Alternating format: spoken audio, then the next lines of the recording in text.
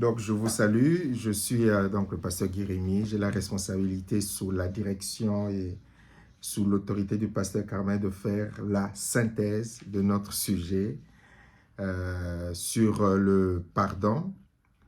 Donc, je vais faire ressortir les éléments que nous avons partagés et par la suite, les uns les autres, vous pourrez compléter sous forme de ce que chacun a retenu et qu'il peut partager afin que cela soit appliqué dans nos vies et que chacun puisse aussi appliquer dans sa vie. Donc, tantôt, je regarde sur ma gauche parce que nous avons des fidèles qui sont connectés sur Zoom. Et lorsque je regarde en face, c'est pour l'enregistrement vidéo. Donc, nous avons dit beaucoup de choses sur le pardon au cours de ce mois, ainsi qu'au cours des mois précédents. Pasteur Carmen a insisté sur et précisé la compréhension, le sens même profond du pardon, ce que ça veut dire, ce que ça ne veut pas dire. Et d'ailleurs, notre frère, pasteur Cédric, est allé dans le même sens pour que l'on puisse tous s'accorder sur ce que nous voulons dire autour de ce thème. Et donc, parmi les différentes compréhensions qui nous ont été présentées, mais en tout cas, il y a un sens sur lequel nous avons insisté, dans la compréhension, et je crois que c'est le frère Cédric qui le rappelait, que dès qu'on parle de pardon, on l'a constaté aussi, nous tous en tant que pasteurs, très souvent lorsqu'on parle de pardon, on a comme la personne en face se braque, se bloque, et se met même en feu en quelque sorte, parce que dans la présentation du pardon, souvent, beaucoup ont l'impression que lorsqu'on parle de pardon et que lorsqu'on demande à la personne d'envisager le pardon, souvent émotionnellement, sentimentalement, avec la douleur, on a l'impression que la personne entend ou comprend qu'on est en train d'approuver ou on est en train de minimiser ou on est en train de sous-estimer le mal qui a été commis, qu'on est en train d'absoudre en quelque sorte le coupable, qu'on est en train en quelque sorte de dire, bon voilà, d'une certaine manière cavalière de dire, voilà, ben, écoute, c'est pas aussi grave que ça. Souvent, émotionnellement, lorsqu'on parle de pardon, lorsqu'on parle du fait de pardonner, c'est une notion qui est souvent comprise émotionnellement, sentimentalement, et sous la lecture même des blessures intérieures, on a du mal à percevoir, même lorsque c'est expliqué, la preuve, c'est qu'on revient souvent sur ce thème, on reprécise encore ce que ça veut dire, et au travers des différentes réactions, on comprend, on réalise que malgré les explications bibliques, malgré les éclaircissements, beaucoup restent encore sur la compréhension émotionnelle de ce que je viens de dire. C'est comme si on disait que ce que tu as subi, c'est pas grave. Ce que tu as subi, c'était pas aussi terrible que ça. Le frère ou la sœur, le père, la mère, l'oncle, la tante qui a fait la chose, bon, il n'est pas aussi vilain, mauvais que ça. Et c'est vrai que également que Pasteur Carmen l'a expliqué, c'est vrai qu'au niveau des églises, on a commis également cette erreur de traiter le sujet avec légèreté, comme si, bon, il suffisait d'eux, il n'y avait qu'à, sans tenir compte de la douleur de la victime, de la souffrance de la victime, et que le pardon, ce n'est pas un processus, le pardon est un processus, et que le pardon, ce n'est pas quelque chose qui se traite comme ça, du jour au lendemain, ça y est, c'est parti. Il est également vrai que dans les différents témoignages que l'on a pu avoir, certains ont, comme pour beaucoup de choses spirituelles, hein, on ne sait pas pour quelle raison, sur quel facteur, certains arrivent à pardonner tout de suite, pour d'autres, ça a mis moyennement du temps, pour d'autres, ça a pris plus de temps. On n'a pas de règle générale, mais ce que l'on sait, c'est qu'avec le Seigneur, avec Dieu, nous n'avons pas, si nous voulons obéir, d'autre choix que de pardonner. Donc, c'est important de comprendre, lorsque bibliquement nous en parlons, ce n'est pas nier la souffrance, ce n'est pas nier qualité ou l'identité de victime ou du frère ou de la sœur auquel on demande, on invite, on encourage, on exhorte. C'est un devoir pour nous lorsque on constate que le frère et la sœur est dans l'amertume et dans le refus de pardonner. C'est de notre responsabilité chrétienne d'exhorter, d'encourager le frère, d'aller vers Dieu et de pouvoir ainsi parvenir à pardonner pour les raisons que nous verrons tout à l'heure, mais j'insiste d'abord sur ce point, et de le comprendre et de le saisir. Donc, lorsque on le dit, lorsqu'on en parle, et même lorsque nous prions sur ce sujet concernant la personne qui nous a fait du mal ou le mal que nous avons eu, ce n'est pas pardonner, demander ou être exhorté à pardonner. Ça ne veut pas dire que l'on nie ce que l'on a subi, ce qu'on a enduré, qu'on nie la qualité de victime. Ça, c'est vraiment important de le comprendre.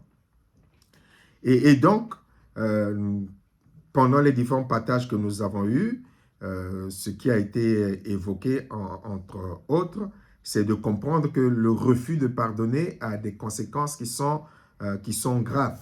Hein, ça, c'est la Bible qui nous l'enseigne, c'est la vie même qui nous enseigne, et j'avais l'occasion de le rappeler, je le dis également dans le livre, même les non-chrétiens, hein, au travers de ce vocable lâcher prise, même les non-chrétiens demandent, expliquent que le chemin de la guérison intérieure, le chemin de la liberté, le chemin de la paix passe par le pardon ou par le lâcher-prise. Lâcher-prise a des limites, mais on comprend par le Seigneur que passe par le pardon.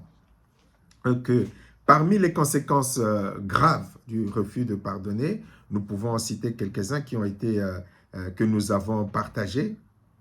Hein, il y a déjà Matthieu chapitre 6, 14, 15, où le Seigneur Jésus-Christ dit et explique: « Si vous ne pardonnez pas aux hommes, votre Père ne vous pardonnera pas non plus vos offenses. » Hein, donc, il n'y a pas plus explicite, il n'y a pas plus clair que ce passage de la Bible, aussi presque limite radicale. Il n'y en a pas 1000, hein, il y en a 2 ou 3, comme ça, où Dieu dit: « Si vous ne pardonnez pas aux hommes, votre Père ne vous pardonnera pas non plus vos offenses. » Nous avons expliqué au travers de la parabole du méchant serviteur, hein, celui à qui on avait pardonné beaucoup et qui va se retrouver en face de son semblable qui lui devait très peu. Il va imposer la violence, le mettre en prison et exiger que ce très peu lui soit remboursé. Et ses amis qui avaient assisté à la scène vont le rapporter à son patron, et son patron va lui dire: « Mais comment ça, moi j'ai remis ta dette de 1000 milliards et Guy Rémy te doit à peine 1000 euros et tu le traites de cette manière. » Il dit: « Je vais te remettre en prison. C'est ainsi que, à la conclusion, c'est ainsi que votre Père vous traitera si vous ne pardonnez pas de tout votre cœur. » Si quelqu'un retrouve la référence, qu'il le mette dans le groupe, qu'il vous traitera si vous ne pardonnez pas de tout votre cœur. Regarde si ce n'est pas du 15. Si vous ne pardonnez pas de tout votre cœur. Et donc, c'est une nécessité. Et nous savons ce que la Bible nous enseigne. La Bible nous enseigne que nous avons intérêt à ce que Dieu nous pardonne nos péchés, parce que nous ne sommes pas parfaits, que nous en commettons, et que si Dieu ne nous pardonne pas nos péchés, ben, il y aura un problème, comme on dit, il y aura de l'eau dans le gaz, il y aura un problème au niveau de notre relation avec Dieu, au niveau de notre communion avec Dieu, au niveau de notre communication avec Dieu. Et donc, comme nous ne sommes pas parfaits, que nous commettons des péchés, et que les péchés, nous savons les conséquences qu'il a par rapport à ce que nous attendons de Dieu, et que nous avons intérêt à parvenir à ce que Dieu nous en pardonne. Et Dieu nous dit: « Si tu ne pardonnes pas, si vous ne pardonnez pas aux hommes, votre Père ne vous pardonnera pas non plus. » Donc, nous avons tout intérêt, pour notre relation avec notre Père, à parvenir à pardonner aux hommes le mal qu'ils nous font. Il y a l'un d'entre nous qui avait dit que, voilà, si nous ne pardonnons pas, ben, cela peut bloquer, nuire à la communion que nous avons avec Dieu. Nous avons aussi partagé le fait que le refus de pardonner nourrit l'amertume, nourrit la colère, nourrit la vengeance, nourrit la haine. Hein, je crois que c'est dans Hébreux 12, 15 où cela est expliqué. Je pense que je reviendrai où je peux l'aborder dès maintenant. Hébreux 12, 15 où il est écrit, j'ai pris une version, je ne sais plus comment ça s'appelle cette version, je vais aller voir, je ne la connaissais pas, je l'ai découverte. Alors, j'ai pris une version qui s'appelle comment déjà? Donc, Hébreux 12, 15.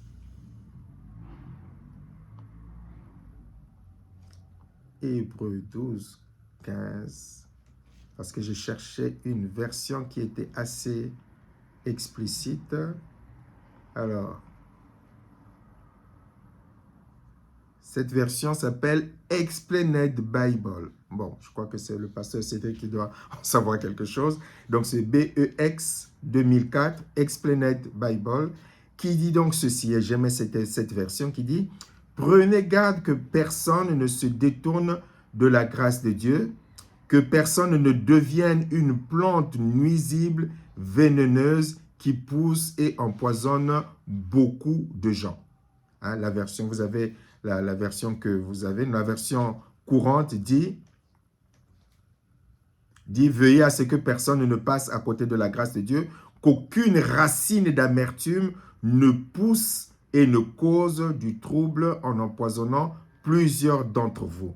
Et ce verset en lui-même est l'illustration de ce que les blessures intérieures peuvent causer. C'est-à-dire que la blessure intérieure ne reste jamais personnelle. La blessure intérieure produit toujours des fruits et des fruits nuisibles qui vont faire que nous soyons dans l'obligation, en quelque sorte, de faire du mal autour de nous. Nous devons en être conscients. D'ailleurs, c'est ce qui devrait également, lorsque nous le comprenons, nous qui sommes blessés, si nous le comprenons, nous réalisons davantage pourquoi est-ce que nous devons vraiment nous préoccuper de pardonner à ceux qui nous ont fait du mal. Parce que tant que nous sommes dans l'amertume, qu'on le veuille ou non, nous devenons ce que nous aussi nous faisons du mal aux autres.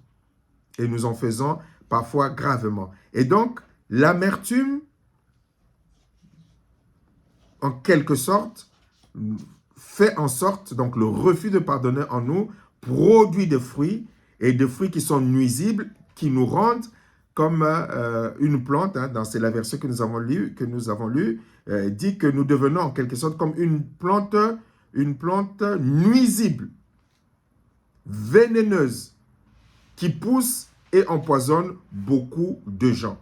Hein, j'aime vraiment cette version pour que l'on puisse comprendre comme ce que produit le refus de pardonner. Le refus de pardonner nous fait devenir comme une plante nuisible, vénéneuse et qui empoisonne beaucoup de gens. Donc il dit empoisonne, c'est-à-dire que ça crée la mort, ça sème la mort, ça blesse.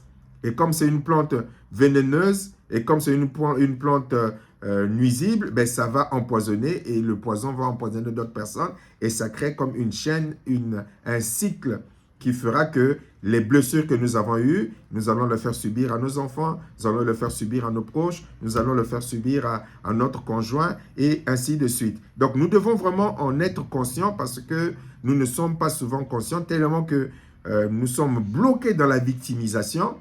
Nous ne nous rendons pas compte que nous aussi, nous faisons du mal autour de nous.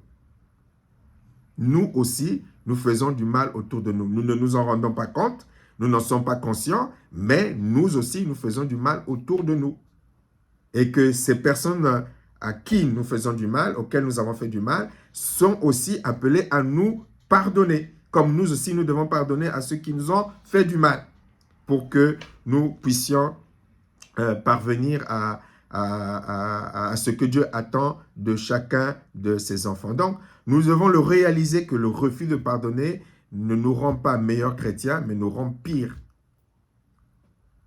Et si nous ne prenons pas conscience de cela, ben ça sera encore de pire en pire et nous arriverons à détruire même les bonnes choses que Dieu nous donne. Et donc, je reviens à ce que je disais, même si j'ai anticipé. Donc, le refus de pardonner nourrit l'amertume, la colère, la haine. Et dans le fonctionnement, on voit au travers de ce que Hébreux 12:15 a décrit. Le refus de pardonner, il a également été dit qu'il entretient les blessures intérieures au lieu de les guérir. Donc, on prend plaisir à... Je refuse de pardonner, je tombe dans la victimisation, je tombe dans d'autres mécanismes de protection. Et dans ces mécanismes de protection, je préfère entretenir mes blessures et cela ne me conduit pas à la guérison. Ce qui fait que plus on prend de l'âge, plus ces blessures sont là et plus ces blessures font que notre blessure, comment est-ce qu'on dit, s'infecte encore davantage. En s'infectant davantage, ces blessures feront que nous puissions encore blesser gravement les gens autour de nous, comme on l'a dit tout à l'heure, mais nous ne nous en rendons pas compte tellement que nous sommes focalisés sur nous-mêmes. Mais nos enfants, nos conjoints, nos amis, nos proches, l'Église dont nous sommes responsables en subit les conséquences terribles.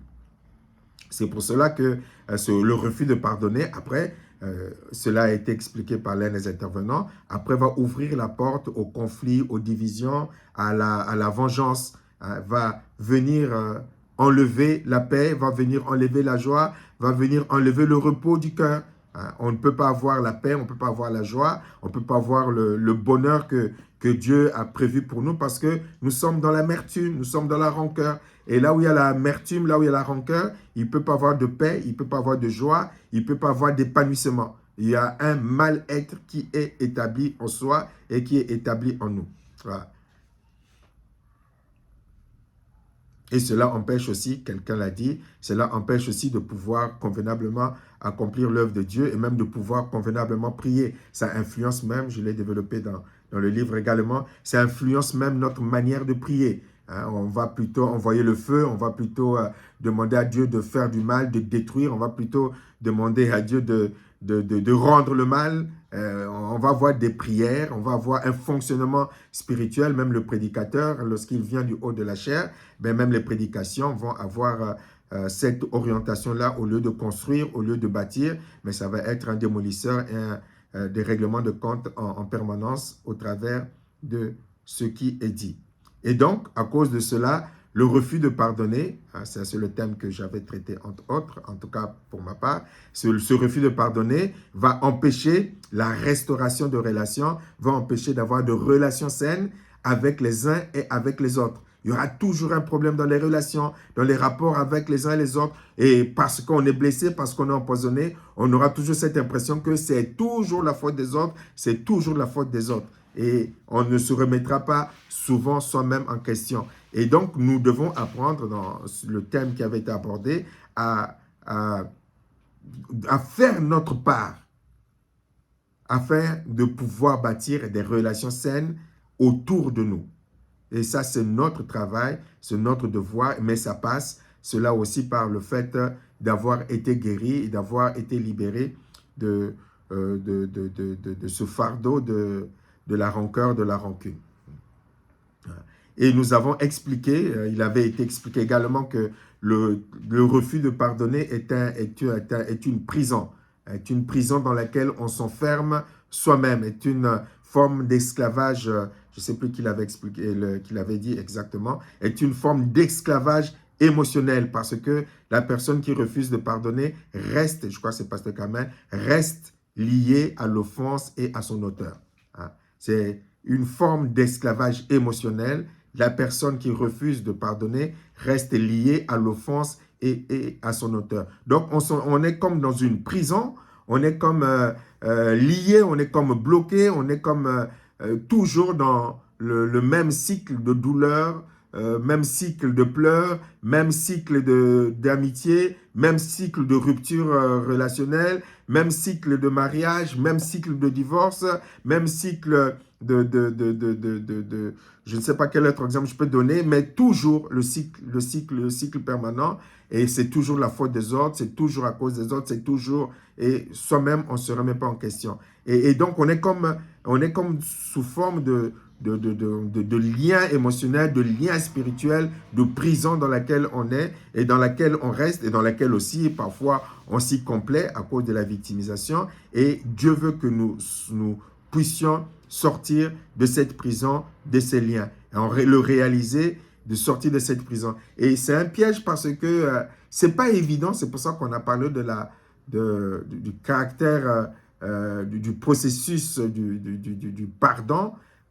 Il y a des situations qui sont liées à des blessures profondes, à des souffrances profondes, tellement profondes que ça devient comme un mode de vie.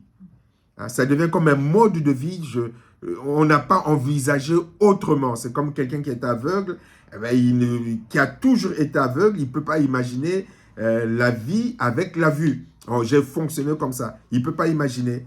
Quelqu'un qui a toujours vécu en prison, depuis sa naissance, il n'imagine pas que, tiens, à l'extérieur, il y a un autre fonctionnement. Donc, parfois même lorsque on ouvre la porte de la prison, on dit, ah là là, je ne pourrais pas, je repars à la prison, je repars à la prison. Ce processus, parfois, prend du temps et parfois compliqué parce que on n'envisage pas qu'on peut vivre sans ce moteur malsain dans lequel on a grandi, c'est-à-dire les conséquences du mal que l'on nous a fait subir. Et donc, on a besoin de l'aide et de la grâce de Dieu. La Bible nous dit, cela avait été donné également, Proverbe 4, verset 23, « Veille sur ton cœur plus que toute autre chose. » Veille sur ton cœur. Et donc, la parole de Dieu, il avait été expliqué que dans ce problème de non-pardon, pour parvenir à la délivrance, pour parvenir à la guérison, pour parvenir à la libération, il n'y a pas d'autre choix, il n'y a pas d'autre chemin que celui que Dieu préconise. Il n'y a pas d'autre choix par rapport aux offenses qu'on a subies, par rapport au traumatisme qu'on a reçu, par rapport aux troubles, à la douleur, par rapport à tout ce que l'on a subi. Il n'y a pas d'autre chemin que le chemin que Dieu a prescrit au travers de sa parole. Et donc, en tant que chrétien, il y a les conseils qui nous ont été donnés qui nous disent « Veille sur ton cœur plus que toute autre chose ». Lorsqu'on apprend à le faire avec le Saint-Esprit, lorsqu'on demande l'aide du Saint-Esprit, hein, ça a été parmi les conseils qui avaient été partagés,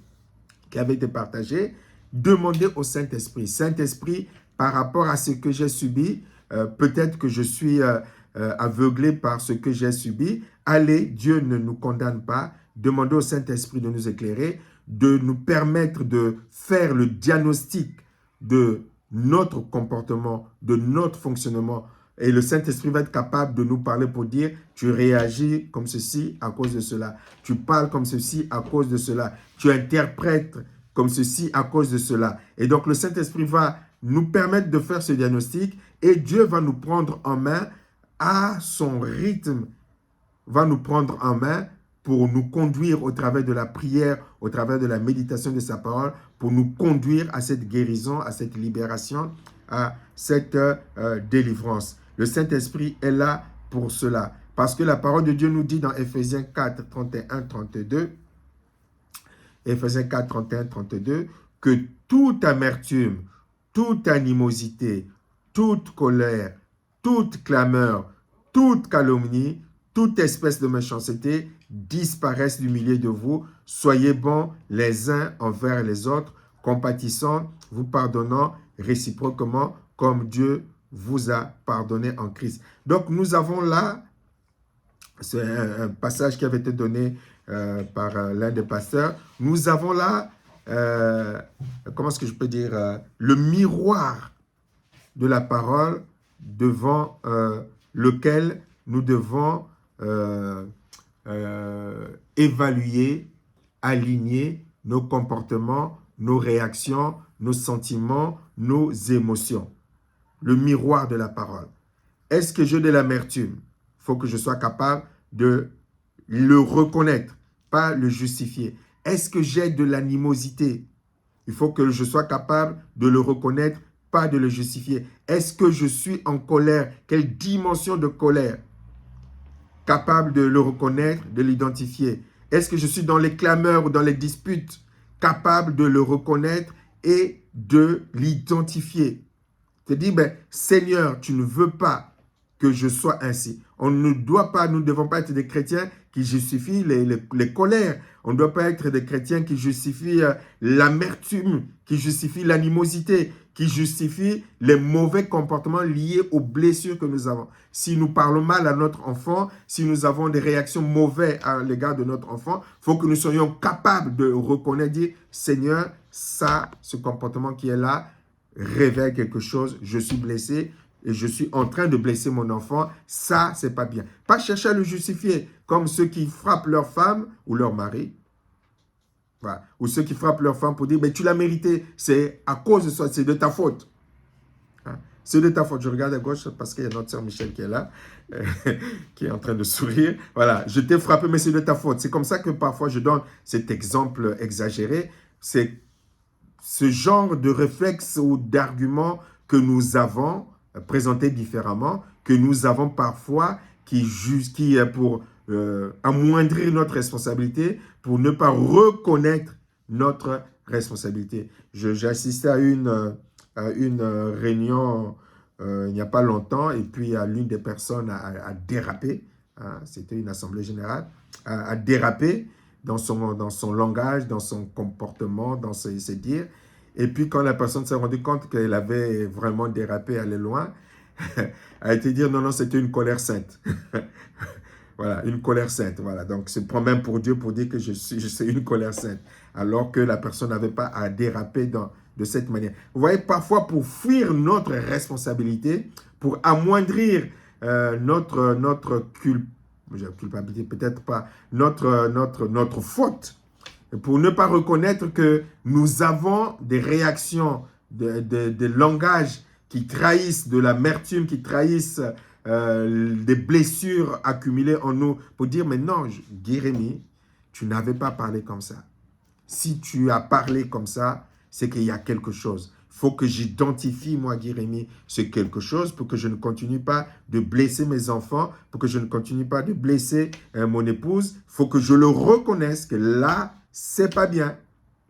Et donc, je vais auprès de mon père pour dire, Père, je ne veux pas continuer à blesser ton enfant, ton serviteur Philippe, ton enfant, ton serviteur Timothée. Il faut que ça s'arrête. Montre-moi, explique-moi pourquoi est-ce que je le fais. Et le Saint-Esprit va t'expliquer que ça vient de là, ça vient de là. Tu en prends conscience. Seigneur, aide-moi pour que ça s'arrête. Aide-moi pour que je n'ai pas à le reproduire. Et là, Dieu va venir nous aider. Ça peut prendre du temps, mais Dieu va venir nous aider. Mais il faut d'abord reconnaître que nous avons un langage, un comportement, des réactions, un mode d'interprétation de ce qu'on nous dit qui n'est pas normal, parce que la Bible dit « ne soupçonne pas le mal ». L'amour ne soupçonne pas le mal, mais je suis toujours en train de soupçonner le mal. Donc, parmi les conséquences des blessures, du refus de pardonner, ça nous conduit souvent à mal interpréter ce que les autres nous disent et à vite voir le côté négatif des choses. Donc, au travers de ce passage d'Éphésiens 4, 31 à 32, nous mettons devant ce que Dieu nous dit, ce que le Père nous dit. Et moi, je suis chrétien, je suis et je dois être obéissant. Là, Dieu me dit, il faut que toute amertume, toute animosité, toute colère, toute clameur, toute calomnie, toute espèce de méchanceté doit disparaître au milieu de moi. Mais Seigneur, je dois être capable de faire le point, le reconnaître, identifier et venir auprès de toi, demander de l'aide afin que je puisse être, la suite du verset dit, soyez bons les uns envers les autres. Le Père ne dit pas soyez méchants les uns envers les autres parce que le refus de pardonner nous rend méchants. Mais comme je l'ai dit, nous n'en sommes pas souvent conscients parce que dans la victimisation et parce que nous avons pris plaisir à notre état, nous ne nous rendons pas compte des dégâts et du mal que nous commettons. Compatissons, vous pardonnons réciproquement comme Dieu vous a pardonné en Christ.